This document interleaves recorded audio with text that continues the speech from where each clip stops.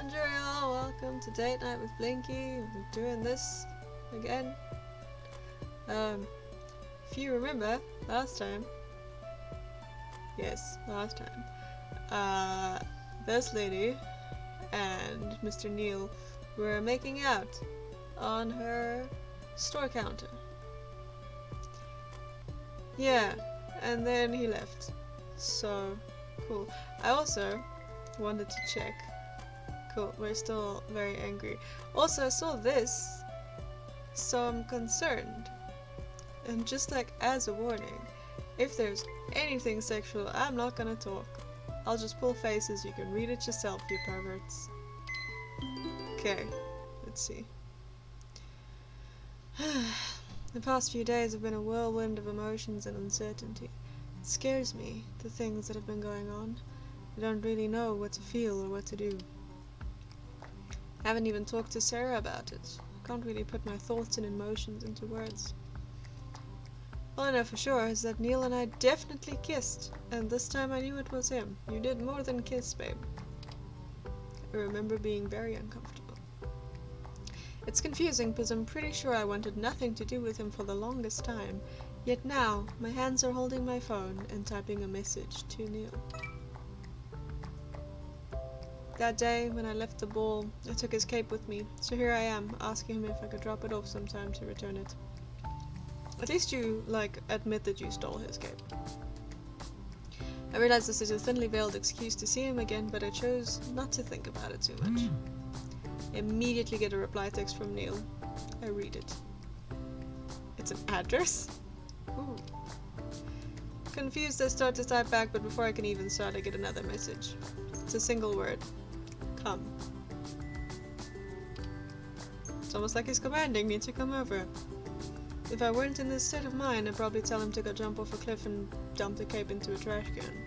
Sell it? I think it got diamonds on it or something. But I feel myself well up in a buoyant feeling and go and grab the stupid cape and head outside, phone in hand with the GPS on. You learned how to use GPS, I'm so proud of you, Articles. Ah, right, it's winter. The GPS leads me to a nicer part of the city, much like where Angela lives. I come across an apartment complex and I hesitantly stand in front of the entrance. I'm so nervous right now, it's stupid. I'm assuming this is not the entrance. You're gonna hop the fence. I make my way up to Neil's apartment and he lets me in. Oh. Color scheme friend, where's pops of anything?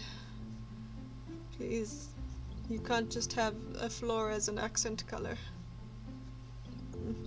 Neil greets me with a silent stare. He looks impeccable, as always. Groomed and neat, like it's been drilled into him from a young age to present himself this way. Weird. Good day, he greets me politely. I stand before him in the entrance hall like a bundle of nerves. My heart's thrown into a tizzy as memories from a few days ago come rushing back to me. You have really strange memories. You can't look at someone without just visualizing something dodgy. My eyes look over at his lips and I immediately look back up to his eyes. No, I can't be thinking about things like this right now. I need to return his cape. That's all I came here for. My excuse to see him is as thin and transparent as the fabric in my hands. I didn't think it was a chiffon cape. Hello, I greet him back.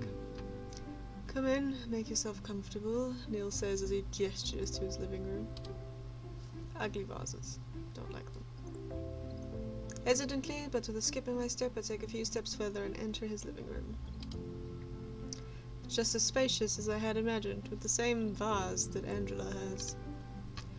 All the pieces of furniture are sleek and shiny in design, and they're all carefully placed, like each one serves a purpose. I mean, generally furniture serves a purpose. Everything is spotless as well, certainly no cobwebs in the corner or dust bunnies hiding under the couch.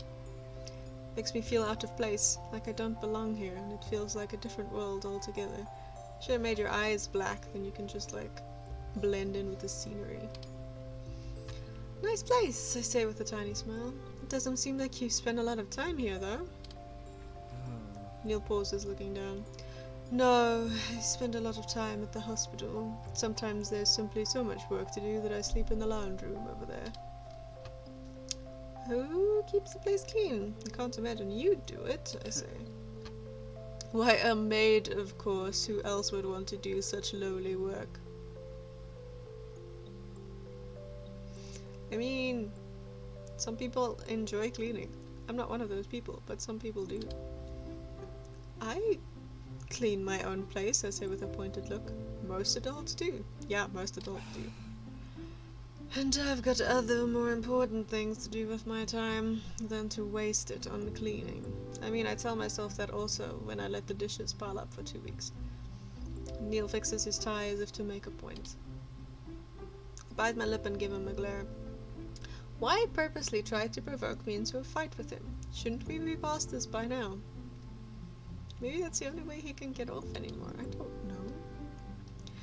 Regardless whether or not you clean up after yourself, Neil, I came to return this to you. I brandish the cape from my bag. Whoosh. Like a matador. Ready to fight him. Neil simply takes it from my hands without a word, though it seems he's more like he's trying to avoid looking at me. When his fingers clasp around the cloth, they brush against mine and Neil jerks back in surprise. I am not toxic. You would be dead by now if I was. I don't really know how to react to that, except I kind of want to touch Neil again. Stop. Stop. My eyes wander around the living room and I notice something familiar. Hey! I noted that one also. Who is texting me? I'm talking about vases. Shush. On his coffee table there's a white vase that looks strikingly similar to one at Angela's apartment, the one she was bragging about. I point at it with my finger. Angela's the same one. You guys must have similar taste. Neil folds the cape over his arm and looks at me, all elegant and dapper. I certainly hope so, considering I designed them and she creates them. That's a weird combination. I raise my eyebrows at him. You design vases. Neil gives me a disapproving look. I expected you to have been more clever than that and figured it out by now, he says dryly. I look around his apartment, seeing only the most expensive designer furniture, wondering what Neil means by that. Does he make furniture, perhaps? Neil sighs after seeing me struggle. Okay. Angela's a sculptor, a very well-paid one, as you may have noticed. That explains some of the funny decoration in her home, I say with a nod. But you said you designed them? A hobby? Neil stays silent for a while, looking at the vase in question. His eyes are wavering, like he's undecided or conflicted about something. I suppose, is all he says. It's not particularly a hobby when you've got a bachelor's degree for it. You've got a bachelor's degree in designing vases, specifically. I press my lips, carefully letting the information sink in. Apparently Neil went to college for interior design? Design? Art? I don't know. For what exactly? Interior design. Aha! I guessed correctly at least one of them. Interior design. Honestly, I had no idea he went to college in the first place.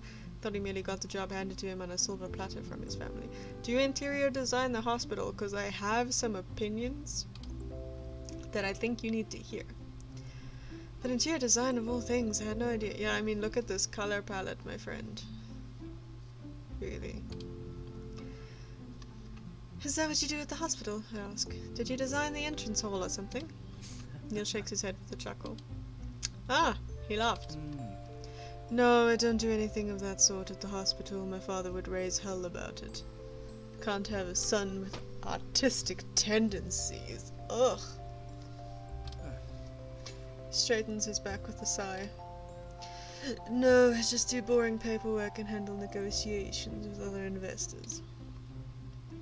That's the most information you volunteered to me since the day we've met, I say, a little bit surprised myself. Neil averts his eyes away from mine, looking bashful in my presence. That's all you're going to get, he says sternly. Can I ask your favorite color? Because I have a feeling that it's not a color. If you'll excuse me for a moment. Alright, Gerard Way. He gestures toward the cape in his arm and then walks out of the room. Awkwardly stand in the middle of the living room, not quite sure what to do with my stuff. Steal a vase. So, Neil has a bachelor degree in interior design. I wonder what he was like during college. Probably not much different from now. Still mean-spirited and arrogant to a fault. And yet, I totally made out with him a few days ago. The way our kiss was cut short, it still leaves me longing for more. It's actually quite embarrassing. Yeah, it is. Get a hold of yourself. I haven't kissed anyone like that in a while now. Eventually I seat myself on Neil's couch. It's hard and uncomfortable to sit on. It matches the rest of the fancy decoration in the room. I guess Neil prefers looks over comfort. Well, then he's great for you. At least you're pretty, but you're not very comforting. So, well, as you mentioned, he's not home very much. He probably won't be sitting down on his couch for very long. Neil makes his appearance again, fixing his black hair as he walks over to me. I realize I'm staring at him, so I quickly look away. The black haircut is starting to grow on me. Yeah, I really like it much better than his weird, pointy hair. Your couch isn't very comfy, I say jokingly. Neil sits down on the other end of the couch. I'm a tiny bit disappointed he didn't want to get closer than that to me. You're right, he says with a sigh. It is uncomfortable to sit on. My eyes widen in surprise. He's not going to give me some smart-ass comment in return. Angela got this for me as a gift for purchasing my first apartment. Ah, so you didn't really have to get to have a say in it. Neil stretches out his arm across the back of the couch. I'm hyper-aware of how close his hand is to my shoulder. Had I said anything negative about it, I'd never hear the end of it, so I'm stuck with it. I chuckle. It does sound like Angela to me. She'd talk his ears off berating him for saying anything bad about a gift she gave him. Lean your face against his hand. Make a light-hearted joke. He doesn't know that we can make jokes. Now I'm torn. Let's not mock his cousin. Feeling daring, I shift a bit closer to Neil and lean my cheek against the hand that is gripping the edge of the couch. All without breaking eye contact. That's such a weird thing to do. It's just like... so creepy. Neil's eyes narrow, I almost said arrow, looking at me with an intense gaze. But he doesn't budge. He doesn't even flinch this time. His hand feels warm against my cheek. Now we're stuck together. Haha, I put glue on my face. He takes in a sharp breath, like he's holding himself back from saying something he doesn't want to. And I can feel his finger twitch against my skin. He grazes it against my cheek softly and tenderly. He inches it along until his fingertip has nearly reached my lips.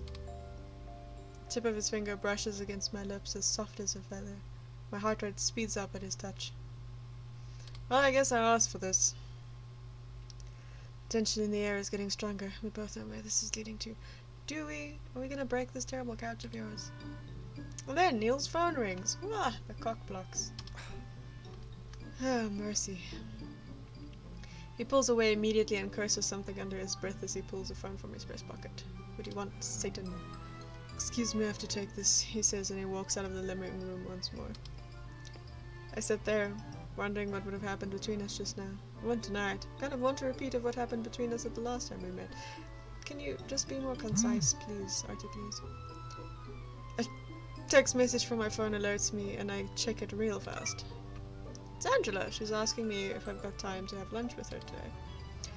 In the other room, I can hear Neil talking on his phone as I type a reply to Angela. A few seconds later, Neil walks into the room, slipping his expensive-looking cell phone into the pocket of his vest. I'm going to have to cut this short. My cousin just called me and wishes to see me for something urgent. I blink slowly, raising my eyebrows in surprise. You mean Angela?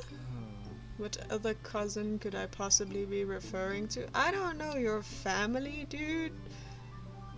Neil says with a sigh. The imaginary cousin who doesn't bug me at all with time and cause trouble? Yes, those are words. No, I mean, she just invited me to lunch. I trail off as I show Neil the text message on my phone. This time, it's Neil who has a surprised expression on his face. Looks like he can't process it and shakes his head. Did she now? My phone beeps again. Angela sent me the details of our meeting place, probably some expensive lunchroom. Although when I read it, it seems to be a cafe that I go to quite often, the one next to the hospital. She wants to meet me at the cafe, I say. Neil sighs. He's definitely not happy about something. That's where she asked me to meet up. I don't know what kind of trouble she's caused or why she's involving you in her business, but we should probably find out what she's gotten herself into. She's just trying to set you two up. That's it.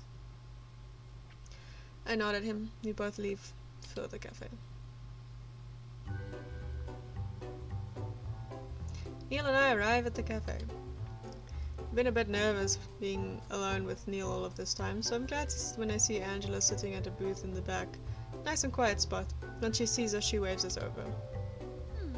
Darling! You look a tad nervous. Did something happen on your way here?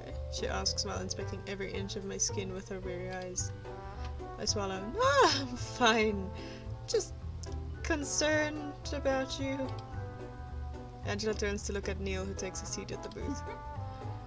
What did you tell her? Don't scare the poor girl. I sit down next to Neil, making sure to leave enough space between us, lest I get anxious again. I did nothing of the sort. Now can you tell me what we're doing and why I had to rush? Yes, Angela, please tell us why you had to ruin a nice moment between me and Neil. You didn't have to rush, you silly Nelly, but I did, however, want the both of you together. Angela sips on her cup of coffee. Did you get into a row again with my parents when you were drunk? Neil asks accusingly.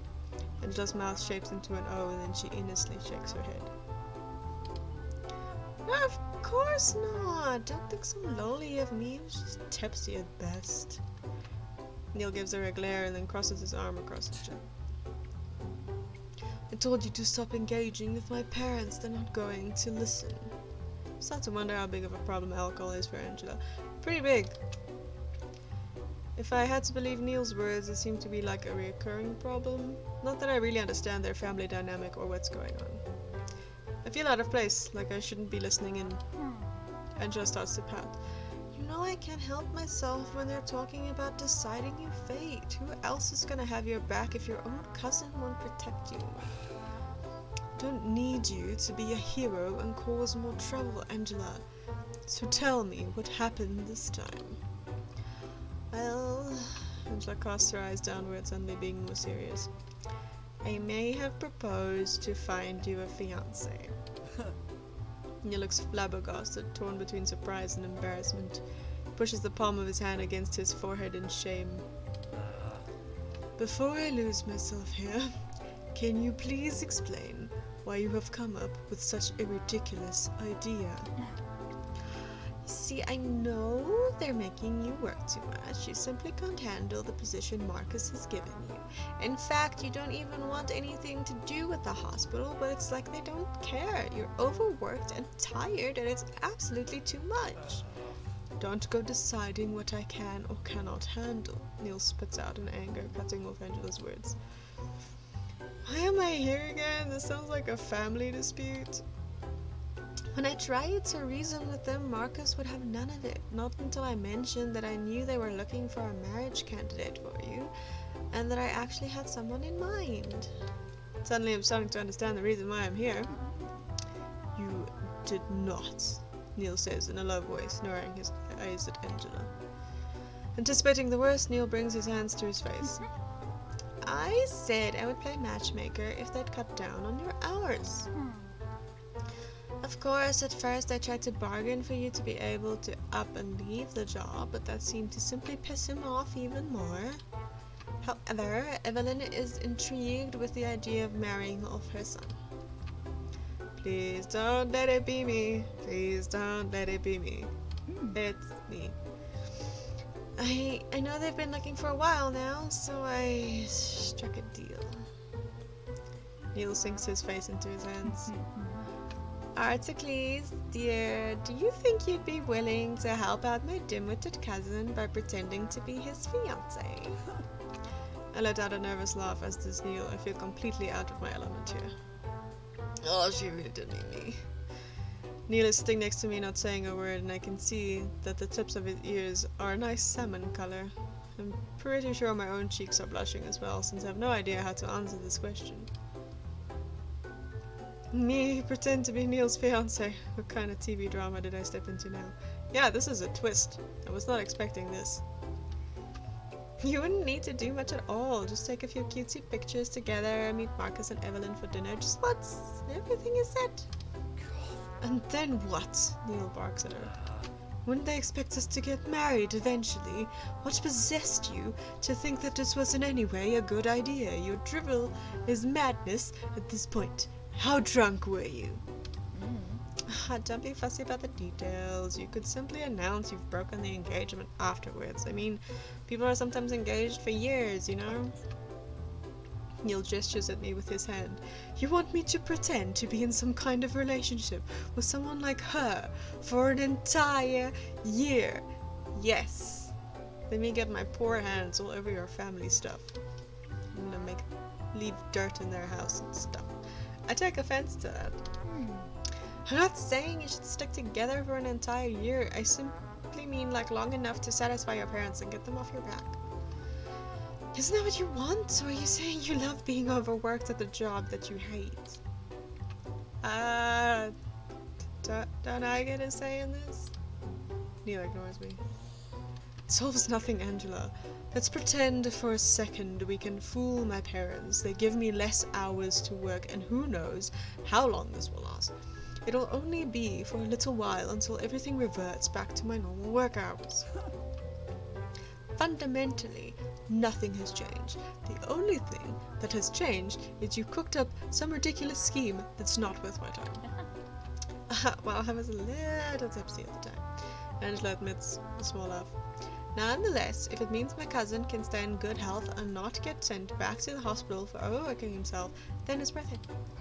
Neil rolls his eyes. Don't be dramatic. I simply passed out and decided to stay in one of the rooms since I actually have that kind of privilege for being a forester. My health was in no danger. Says the guy who doesn't understand nosebleeds. How do you know? You could have been dying. It clicks in my mind that he's talking about that day. Angela told me that Neil was in the hospital, and I rushed over to him like an idiot to see if he was doing alright. Was he actually fine all this time? Yes, we established this. He said so. He was overworked. So I don't need you worrying about how much I'm working at the hospital. I can handle it. Didn't ask for you to bargain with my parents to strike some kind of preposterous deal about finding me a fiancé. Least of all, why you would involve her of all people. Angela's eyebrows finally lower. She looks genuinely upset. Excuse me for worrying about you? You know, it breaks my heart to see you work this much. Your 20s should be spent partying and carefree. What? To follow your dreams and passions. You shouldn't be wasting it away in some smelly old hospital doing businesses among business associates. My bad. I'm apparently also tipsy. My 20s are not for partying. I've been working my 20s. Well, you know I can't do much about that, replies Neil.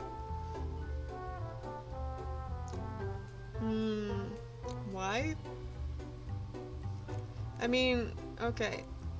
I'm concerned about the fierce thing, because it's just like, then fucking quit, bruh. And then they're like, how dare you? How dare you get involved in family business? So I'm just gonna ask. And why not? Are you being forced to work? I simply ask. Suddenly the both of them stop talking and turn to look at me, realizing that I'm actually still here. They look at me like I mentioned something that has never crossed their minds. Mind your own business. You shouldn't even be here. You have no knowledge what's going on here. I don't want to be here. I want to be at home, drinking wine. I'm here because Angela invited me. I came for lunch. I say, not backing down.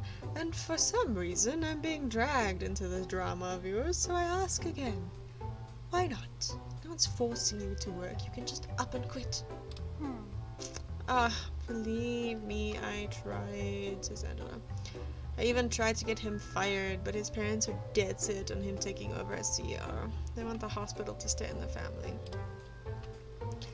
And you can't say no?